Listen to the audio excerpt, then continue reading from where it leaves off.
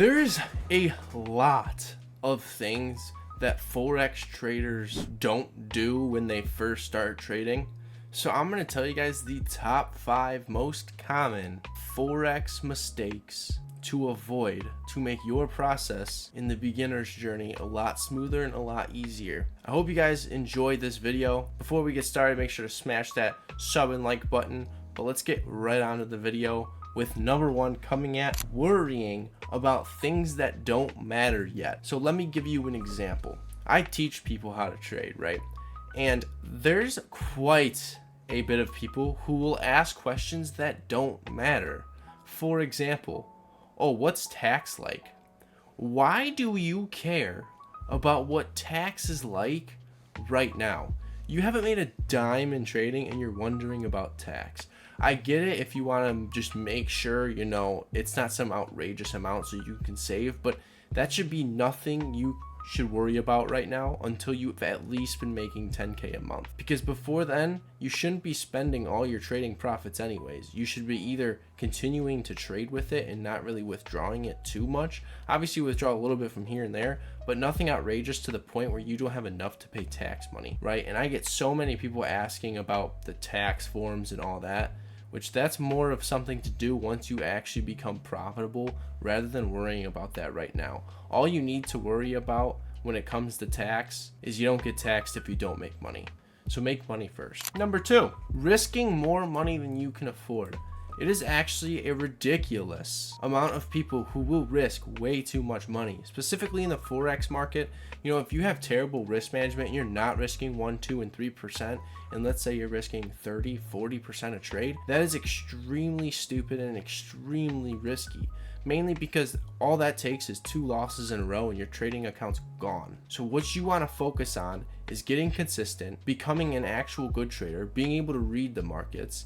1, 2, and 3%, even if you are a bad trader, you won't lose that much money, because even if you lose 10 trades in a row and you're only risking 1% each trade, that's only 10% of your account. If it's 3% each trade, that's 30% of your account. But you shouldn't even be risking 3% of your account unless you're almost guaranteed that that setup's going to play out and that it's a perfect setup. You shouldn't be just risking 3% just because that's still very high. And most of the profitable traders that I know trade with 1, 2, and 3%. Let's go on to number 3, starting without knowledge. So hopping right into the markets without knowledge. Yes, it's not going to be like paper trading. You're going to hop in that market and you're going to be absolutely like, you're just going to be filled with emotions. There's no avoiding it, right? That's just how it's going to happen. And without any knowledge at all and just trying to hop into there and just start trading, hoping that you'll make your first dollar, that's literally gambling. So first and foremost, just step away. Your first couple of months of trading should be just education, just on the charts, just practicing, just back testing. You should not take a trade until you have been learning to trade for a couple of months at least. Let's hop on to number 4, trading with emotions, right? You do not want to trade with emotions. Every single trader will tell you to not trade with emotions, because if you care so much about that money, you're going to lose that money. The market will take the money right back out of your hands, right back out of your trading account. So stop trading with emotions. Pretend like it's a game. Focus on winning consistently. Focus on getting good setups and only taking those good setups, and focus on being patient for those setups to give you an entry signal. Don't get too greedy, because that will cause over trading, which will cause over leverage, which will cause an absolute disaster. So take my word for it, do not trade with emotions, and that only takes practice before you can master a skill like that. Number 5, not going to a mentor and relying on YouTube.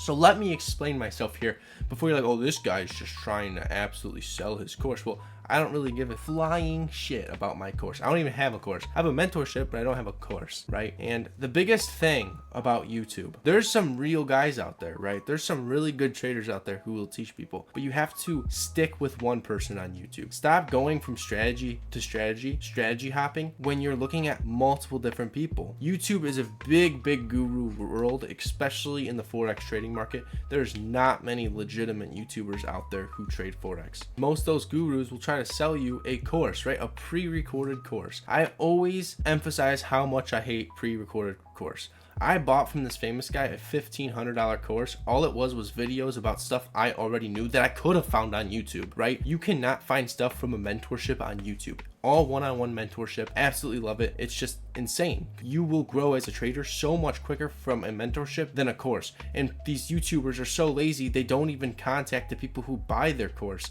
They just throw you in a Discord with a bunch of other people who sit there not knowing how to trade and who just watch the videos on the course.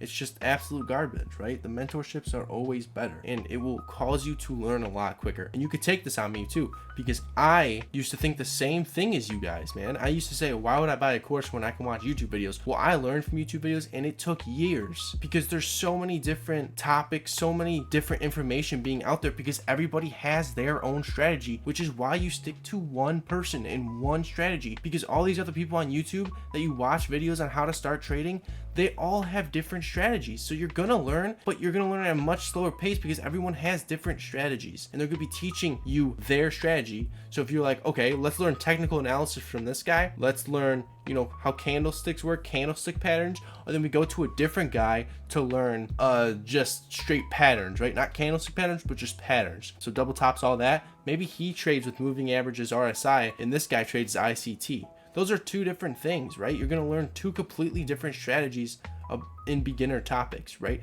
So that's how you know it can start getting crossed up and you will be bamboozled. Trust me, you will be completely confused on what you are learning. So you stick to one person on YouTube, learn their strategy, and then you can kind of tweak it up yourself, right? Because doing that YouTube stuff will take so much longer than just finding a mentor if you genuinely want to trade. If you don't genuinely want to trade and you're trying to find a strategy or whatever, just don't trade, because you should not be trading if you don't absolutely want to do this full time. But that literally wraps up my 5 mistakes that every Forex trader makes. All right, trust me, I've been here. If you have any questions, leave it down in the comments below. I'll answer all of your guys' questions. I'll see you guys in the next video. Peace out.